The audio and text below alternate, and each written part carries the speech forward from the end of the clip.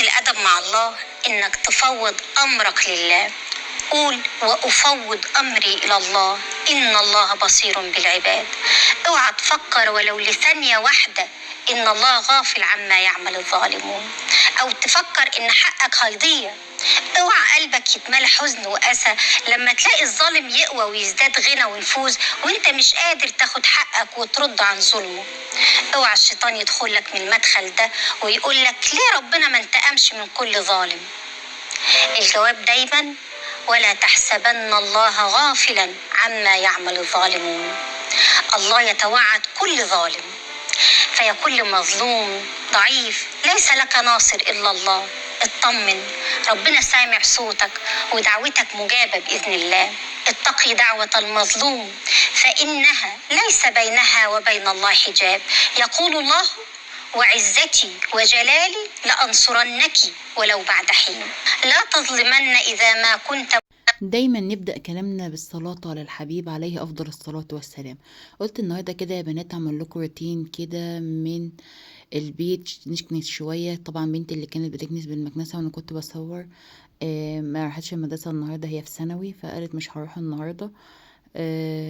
فقامت بدري يعني ظبطت معايا الشقة لأن أنا كنت تعبانة شوية. وده يا بنات اللي على الكنبة شوية من الغسيل. لميت شوية ولسه شوية لمهم كمان شوية واطويهم بقى معاكم ونشوف النهارده نعمل ايه. نعمل صينية سمك جميلة جدا سهلة جدا تستاهل بقك كده وهتبقى بجد مكوناتها بسيطة جدا. قبل ما نبدأ أي حاجة نصلي ونسلم على سيدنا محمد عليه أفضل الصلاة والسلام. روتين بسيط كده يا بنات في البيت هيخليكي تقومي كده نشيطة. ساعات الواحد بيبقى قايم تعبان ومجهد ومش قادر ان هو يعمل اي حاجة. بصراحة بيبقى مش حاسس ان هو قادر، بس بتعملي لي حاجة بسيطة. في الأول كنت في أول حياتي كنت كل حاجة لازم تكون متظبطة مظبوطة في مكانها، كل حاجة يعني على الشعر زي ما بيقولوا. دلوقتي خلاص بقى الأولاد كبرت واحنا كمان كبرنا في السن، ما عادش برضو زي الأول، والصحة ما عادش زي الأول بصراحة يا بنات. فدلوقتي هت بقى بعمل ايه؟ اللي مش هيتعمل النهارده بعمله بكرة، اللي مش هعمل دلوقتي بعمله بعدين، واحدة واحدة كده. يعني أنا كنت شايلة الحفاظات دي غسلتها، وغسلت كمان السجاد. لا ما غسلتش السجاد، طلعت السجاد ومسحت البلاط. وخلصت كده، وبعد كده خلاص بقى اللي هو ايه ظبطت الدنيا بقى. فبكنس بالمكنسه كده والترويقه كده الطبيعيه العاديه يعني، وما بزنقش نفسي، ما بهلكش نفسي، ما بهلكش صحتي. واحده واحده على نفسك، واحده واحده على صحتك. خلاص الصحه راحت في والله بنات في التنظيف والجري ورا الاولاد. وطبعا هم كانوا لسه صغيرين، طبعا لو اللي عندها عيال صغيره لسه ربنا يا رب يكرمها كده ويصلح حالها. معلش يا بنات بوقف الفيديو شوية وبتكلم شوية لان عندي كحة جامدة جدا من البرد، ربنا يعافينا يا رب. مش عارفين الدور اللي احنا فيه دوت هيخلص معانا على ايه. ادعي كده وانت بتشتغلي، دايما ادعي وانت بتشتغلي. كل الدعاء والله يا بنات يعني ما تفكريش في حاجه، يعني تحسي كده ان انت بادئه وانت بتغسلي المواعين وانت بتفكري في حاجه تضايقك، بتفكري في حاجه تعصبك، في مصاريف بقى، في ظروف البيت، في ظروف البلد، في اي حاجه عصبتك، حد قالك كلمه مش كويسه، حد معاكي في البيت نرفزك، عصبك، ضايقك، احدهم زي ما بيقولوا يعني. فما تفكريش بقى كتير تقعد ترهقي نفسك في التفكير. قبل اي حاجه تقومي تقول ايه؟ اللهم لا ترهقني بالتفكير وانت ولي التدبير. يعني قولي دبرها من عندك يا رب، دبرها من عندك يا رب. دي اكتر كلمه والله يا بنات بقولها لما احس ان انا متضايقه، او احس ان انا في مشكله، يعني في مشكله مش عارفه احلها، فقول يا رب دبرها من عندك. والله يا بنات بس بنام واقوم تلاقي ربنا دبرها فعلا من عنده، وتدبير وحاجه يعني ايه يعني ما كنتش متوقعه خالص ان الحل دوت ممكن يجي. طبعا ربنا يبارك في صحتها بنتي اللي ساعدتني. طبعا يا بنات خلوا ولادكم يساعدوكوا لما تكوني تعبانه، ما تجيش على نفسك، اولادك يساعدوكي. اي الولد والبنت يساعد، الولد يروق اوضته ويروق السرير بتاعه، والبنت برضه تروق وتعمل. يعني ما تخليش، ما تقوليش لا ده ولد لا ده ما تعملش وكلام من ده، لا. بدل هي فاضيه مثلا وكانت قدامها نص ساعه قبل ما تلبس بقى وتروح دروسها وكده، فقالت يا ماما انا هروق واكنس، قلت لها تمام، لان هي شايفاني ان انا كنت امبارح تعبانه جدا واخده علاج.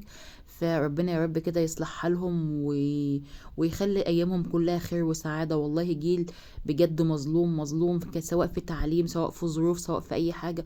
ربنا يعيننا عليهم وعلى تربيتهم، ويكونوا يا رب صالحين كده بارين بينا، وتعبنا كله ما نروحش يا رب كده من غير فايدة. قلت بقى ادخل بقى المطبخ، اغسل شوية المواعين اللي عندي دول واشطب كده المطبخ. وبعد كده هطلع اكلة سمك كنت انا عاملاها منضفاها، جايالي متنضفة يعني من عند من محل، يعني لان انا ايامها كنت مش فاضية. فوصيت على سمك وقلت يتنضف وسمك تاني يتشوى. كنت انا عملت لك فيديو عن الكلام ده. لما تكوني يا حبيبتي تعبانه وحاسه ان انت مرهقه وكلام من ده، وخصوصا تعب البرد والبرد اللي احنا فيه وكلام من ده، ما تضايقيش نفسك بالشغل، وما تضايقيش، اعملي حاجه حاجه. مش كل البيت لازم يتقلب مره واحده. يعني انا مثلا كنت فرشه على الشتاء، والشتاء مثلا فرشه بقالي حوالي شهرين. كل اسبوعين، كل ثلاثه، كل شهر، على قد ما بقدر، على قد ما بتبقى صحتي مساعداني، بشيل مثلا الحفاظات واكنس السجاد، وبعد كده وانفضها وارجع كده اروق الحفاظات. المره دي بقى يعني بقى لها شهرين اهوت، المره دي بقى قلت لا، ده انا هشيل الحفاظات كلها. شلت الحفاظات. ويا ريت يا بنات يعني ما تجيبيش حفاظات تقيله، حفاظات تتغسل في الغساله. يعني الحفاظات اللي انت شايفاها قدامك دي كلها مغسوله في الغساله. وبتطلعها زي الفل وبتنشفها، يا دوب تطلع تتهوى كده. سواء في هواء او في شمس او كلام من ده، بتطلع تتهوى كده. وبدخلها بكنس البيت بالمكنسه كويس جدا. بس لما باجي اغسل الحفاظات وكده، ب...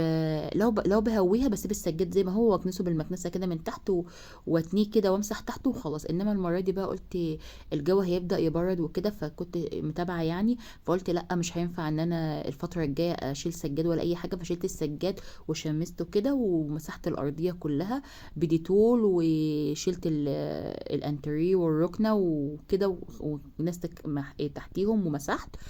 ومسحت كده بمعطر وديتول وطهرت الدنيا كلها. وبعد كده فرشت السجاد يوم، وبعد كده طلعت بقى الحفاظات كانت اتغسلت، طلعتها بقى تاني يوم وكملت بقى وفرشت الدنيا، والدنيا بقت رايقه بقى كده. وهتقعدي بقى اسبوع على الروقان ده، ان هو تكنسي بالمكنسه كده وتروقي مكان ما انت قاعده وكده، الدنيا تمام والدنيا فل. طيب يا بنات كده نقول دعاء كده وانت بتغسلي المواعين. دايما يا بنات لازم لو حسيتي ان انت تفكيرك مرهق بحاجه معينه، حاجه مضايقاكي، حاجه مزعلاكي، ما تقعدوش بقى تفكري وترهقي نفسك. والله يا بنات المرض النفسي اصعب بكتير من المرض العضوي. يعني المرض النفسي ملوش علاج غير ان انت اللي تقدري تعالجي نفسك. انما المرض العضوي انت بتاخدي برشام، ربنا بيشفيك وكلام من ده. معلش يا بنات للمرة التانية بقفل الفيديو علشان بكح لان الكحة صعبة جدا. يا رب كده يشفيني. اللي عنده يا بنات اسم دواء يكون كويس. انا جربت يعتبر كل الادوية، وجربت كل الوصفات الطبيعية، مفيش حاجة راضية اتحوق فيها ومش عارفة ليه. اللي عنده مشكلة برضو من الموضوع ده يقول لي. ولو لسه ما حطيتيش اشتراك للقناة، اشترك في القناة واعملي لي كده تعليق حلو. انا يا بنات عملت الروتين دوت على طلب شوية اصحاب كده ليا من القناة. قالوا لي اعملي روتين كده وانت بتتكلمي، مش كل الفيديوهات تبقى توفير وبس. فوريني بقى يومك بيشتغل ازاي. انا ده يوم بسيط جدا، يوم هادي جدا، مفيش فيه اي شغل خالص.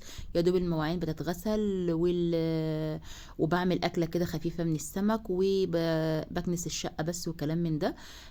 كان عندي برضو شويه هدوم كنت نشرها فلمتها، وهطويها معاكم ونلمها مع بعض كده ونشوف الفيديو فيه ايه. ساعة ما تبقي مثلا بتبقي حاسه ان انت متضايقه، او ان انت مثلا مش حاسه ان المود بتاعك مظبوط وكلام من ده، ادعي يا حبيبتي ليكي ولنفسك ولأولادك. ادعي لنفسك ربنا بيستجيب الدعاء.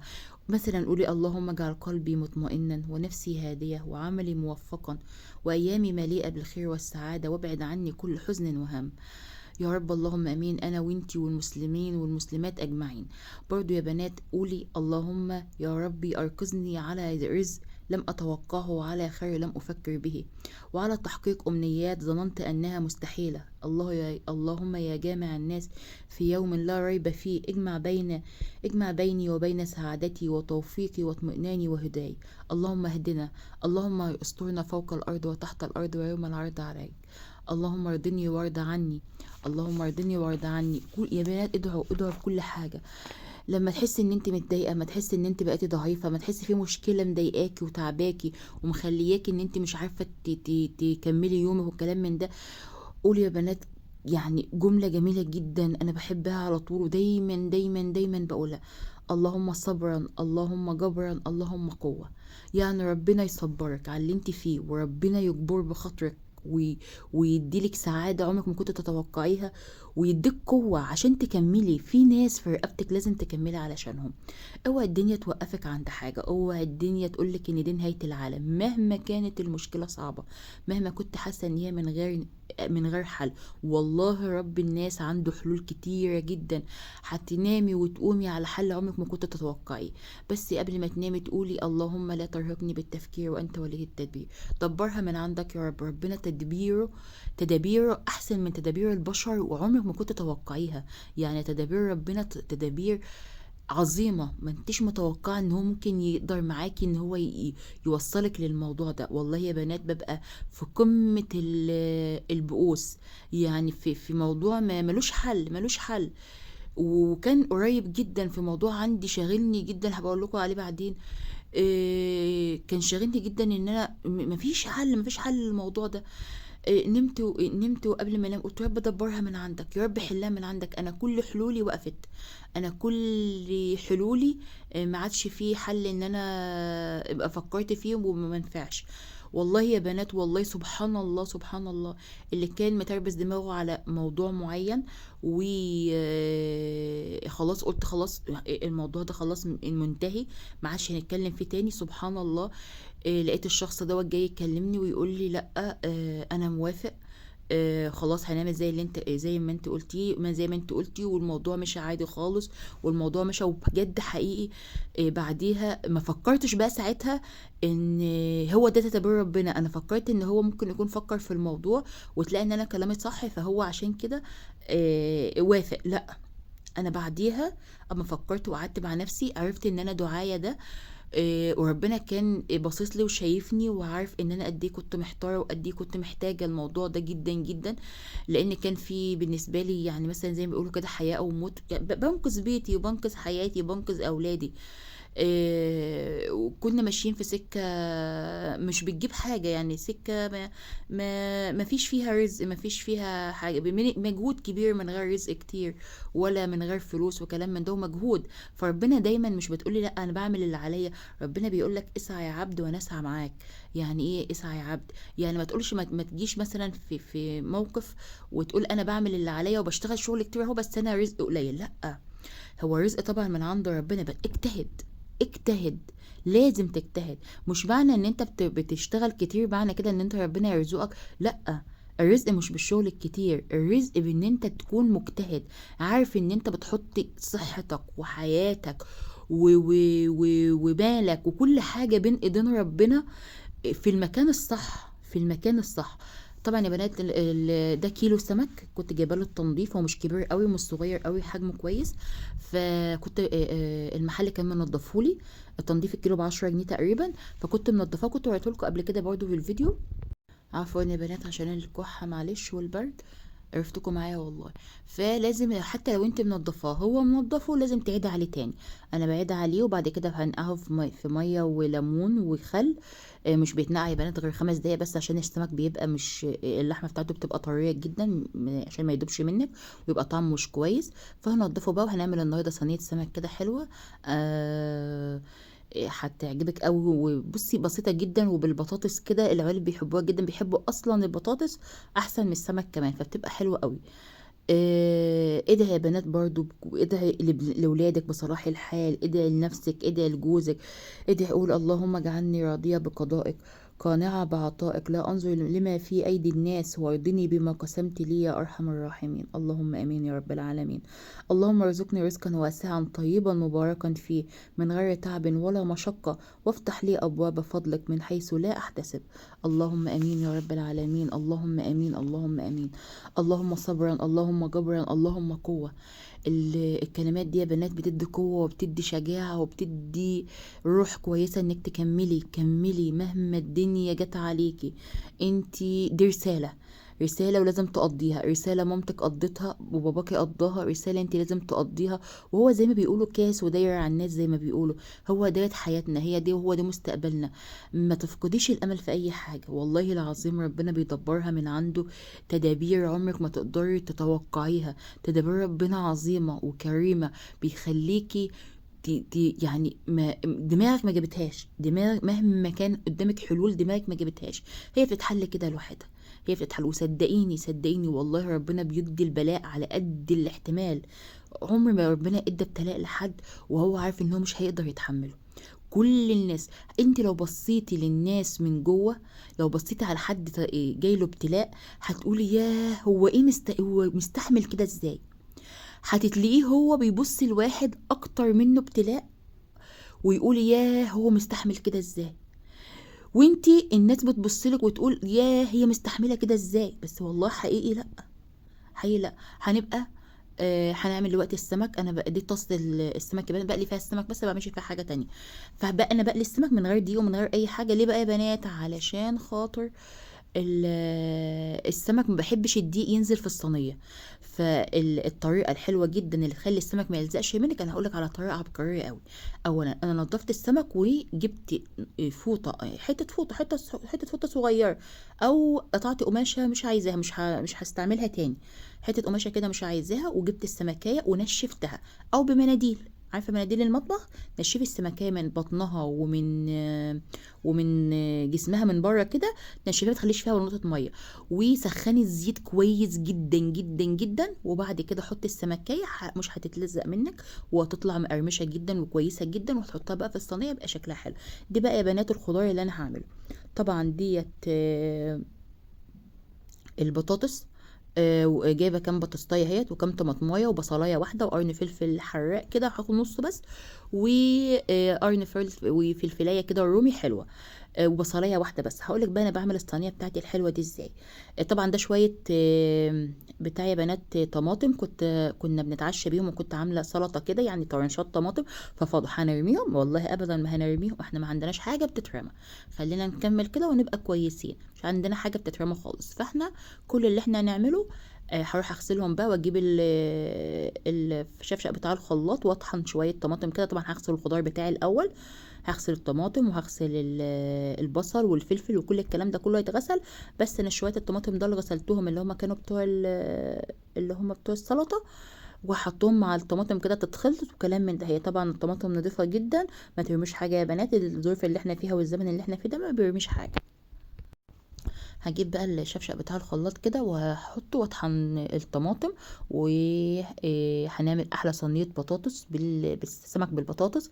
بجد يا بنات والله صينيه جميله جدا وهتعجبك. وفر يا بنات يعني الطماطم دلوقتي، انا جايبه كده شروه طماطم، هبقى اقول لك ازاي انا بخزنها. عملت فيديو معاكم قبل كده لازاي خزنت الطماطم، وكانت سهله جدا ومن غير اي اضافات خالص. والله يا بنات لا بحط لها لا بنجر، ولا بحط لها صلصه، ولا بحط لها سكر، ولا بحط لها اي حاجه خالص، هي طماطم. وحتى الميه ما بحطها لها. وبطلع شويه طماطم بقى، بصي وشك بقى زي ما بيقولوا، بتبقى تحفه جدا وجميله جدا. بصي بتنجز معايا جدا، سواء في محشي سواء في اي حاجه. انا طبعا كنت جايبه شويه طماطم كتار، فما تلاقيت ديت، فهم شويه الطماطم دول كويسين جدا، وهيطلعوا لك شويه حته صينيه بصي حمرا كده وتحفه تحفه تحفه. هنيجي بقى هناخد نص الفلفلايه بس كده ونقطعها. انا باخد نص الفلفلايه وبقطعها، وبقطع برضو الفلفل الرومي وكلام من ده، وبقطع البصل. وبعمله ازاي بقى يا بنات؟ بقوم جايه وجايبه حله، واقوم حاطه فيها شويه من الزيت، واقوم جايبه البصل واقوم حاطاه نص البصلايه بس، نص البصلايه بس.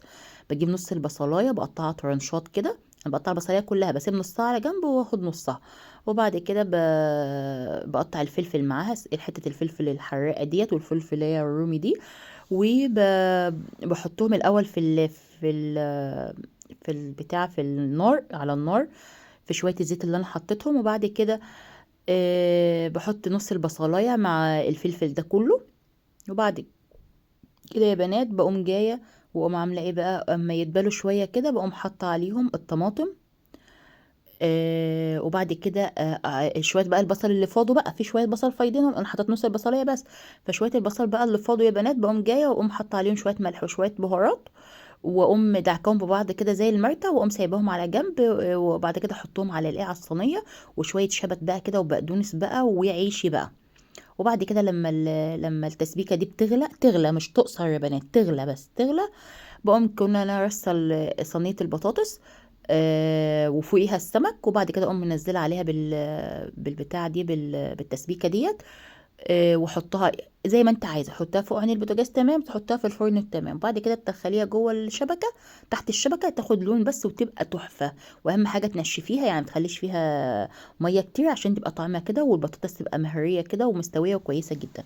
طبعا انا خلصت وكانوا ولادي مستعجلين جدا على الدروس، فما لحقتش اصور لك الصينيه وهي طالعه، بس اتصورها لك وهي داخله.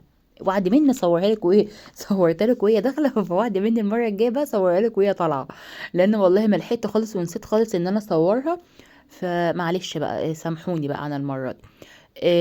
فهو اكلة النهارده كلها مش معديه ال60 جنيه. كيلو السمك ده يا بنات ب60 جنيه، وتنظيف لو انت هتنضفيه في البيت هيبقى ب60 جنيه، بس انا منضفه لان كنت انا مشغوله يومها، فنضفته ب10 جنيه. اللهم صل وسلم وبارك على سيدنا محمد، اللهم صل وسلم وبارك وزد وبارك على سيدنا محمد. اللهم استرنا فوق الأرض وتحت الأرض ويوم العرض عليك يا أرحم الراحمين. اللهم لا ترهقني بالتفكير وأنت ولي التدبير. قوليها دايما يا بنات، اللهم لا ترهقني بالتفكير وأنت ولي التدبير، اللهم دبرها من عندك.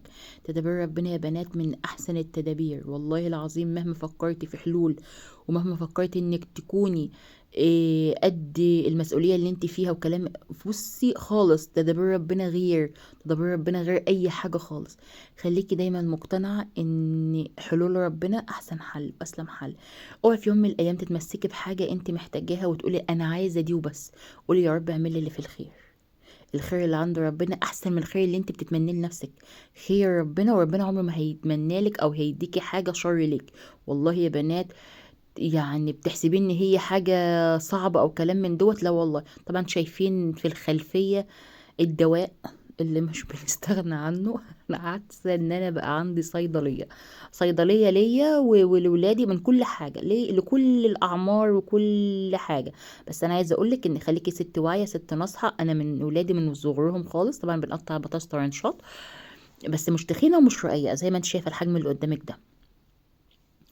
متعوده يا بنات، وخصوصا بقى ان انا بيتي بعيد، يعني انا بيتي في الريف، وهبقى اصور لك، انا صورت لك اصلا ان في مسافه كبيره جدا بين بيتي وبين الاسفلت نفسه، يعني عشان تروحي تركبي مواصله عايزاك تمشي لك كده حوالي 7 8 دقايق ماشيه على رجليكي كده.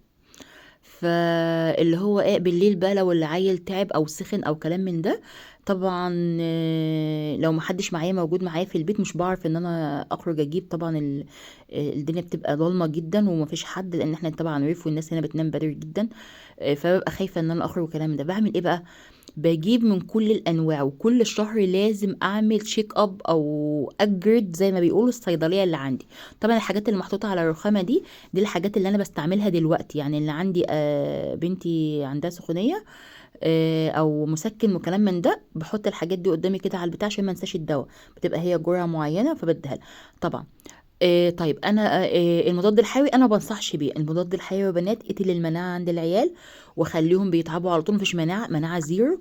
الدكتور طبعا منعني خالص ان انا ادي لابني ان انا اديله مضاد حيوي.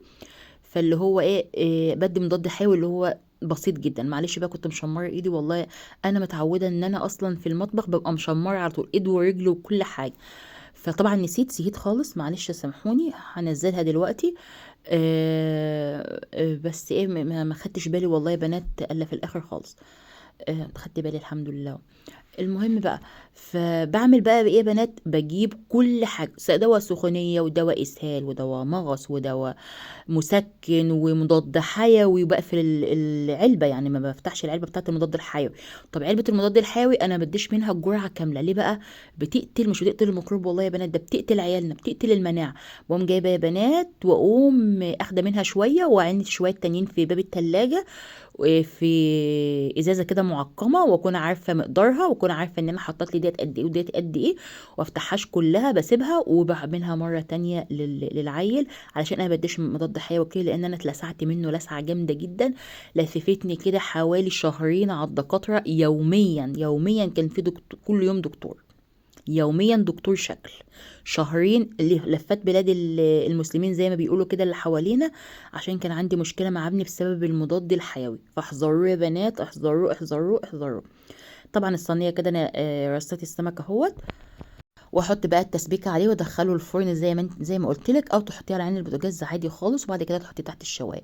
ربي يكون الفيديو النهارده عجبكم. حط لايك يا اللي ما حطيتيش لايك، واشترك في القناه يا اللي ما اشتركتيش لسه في القناه. وكل يوم هقدم لك جديد، هنعمل وصفات جديده مع بعض، وصفات كويسه، وهنعمل ترويق للبيت، وهندعي كده ربنا: اللهم صبرا، اللهم جبرا، اللهم قوه، اللهم لا ترهقني بالتفكير وانت ولي التدبير. ربنا يدبرها من عندي ليا وليكوا، وتصحوا على احلى خبر في حياتكم. اللهم امين. يا رب كده يكون الفيديو بتاعي عجبكم، يكون حاجات بسيطه من بيت بسيط مصري ريفي. هصوركم المرة الجاية الريف كله. والسلام عليكم ورحمة الله وبركاته.